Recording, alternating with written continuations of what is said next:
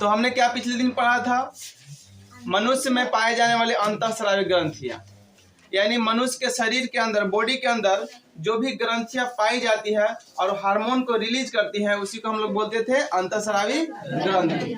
और अंतःस्रावी ग्रंथि में हमने पढ़ा था सबसे पहले पिट्यूटरी ग्रंथि। पिट्यूटरी ग्रंथि को मास्टर ग्रंथि भी कहा जाता है, क्योंकि वो कई तरह की ग्रंथियों को, पिट्यूटरी ग्रंथि से जो हार्मोन निकलेंगे अगर कम निकलेंगे तो उस केस में लोगों की जो हाइट होती है बहुत कम हो जाती है, जिसे हम लोग बौना कहते हैं, है ना। तो इसलिए हम लोग पिट्यूटरी ग्रंथि को हार्मोन भी कहते हैं, है ना।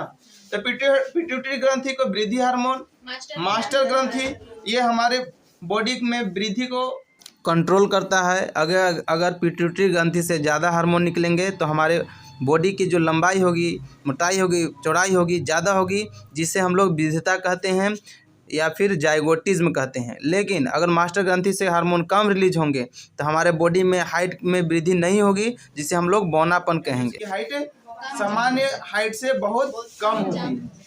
और क्या होता है, जब ज़्यादा रिलीज होगा आपके बॉडी में पिट्यूटरी ग्रंथि से हार्मोन, तो आपके जो हड्डियां होगी वो बहुत मोटी हो जाएगी, लंबी हो जाएगी और भारी हो जाएगी, है ना।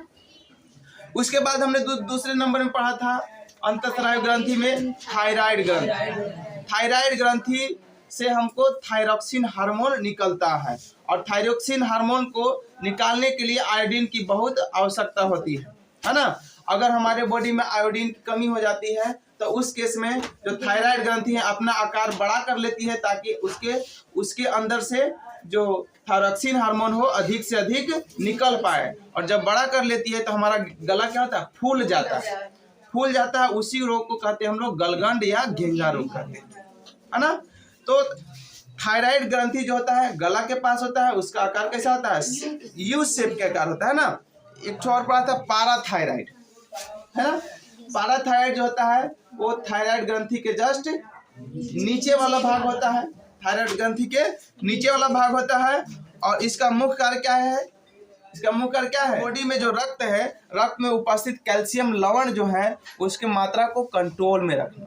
पाराथायराइड जो हार्मोन होगा, पाराथायराइड जो ग्रंथि होगा, उसका मुख्य कार्य है हमारे बॉडी में जो ब्लड है, ब्लड में कैल्शियम मौजूद है, उस कैल्शियम को कंट्रोल में रखने का काम करता है पाराथायराइड, है ना।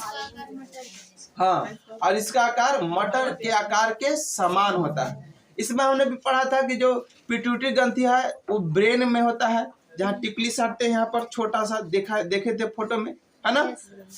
यही जो पिट्यूटरी ग्रंथि है ये हम लोग को दर्शाता है कि मनुष्य इतना जवान हो गया है ना। उम्र को भी दर्शाता है। अगर 12 या 13 साल से लोग ज़्यादा उम्र के हो जाते हैं तो वो उस समय जो पिट्यूटरी ग्रंथि है बहुत ज़्यादा एक्टिव हो जाता है ना। और जब पिट्यूटरी ग्रंथि एक्टिव होता है तो सब ग्रंथियों को पीछे छोड़ देता है ना, क्योंकि पिट्यूटरी ग्रंथि का प्रभाव पूरे ग्रंथि पर देखने को मिलता है ना, क्योंकि सभी ग्रंथियों को ये कंट्रोल भी करता है। ठीक है।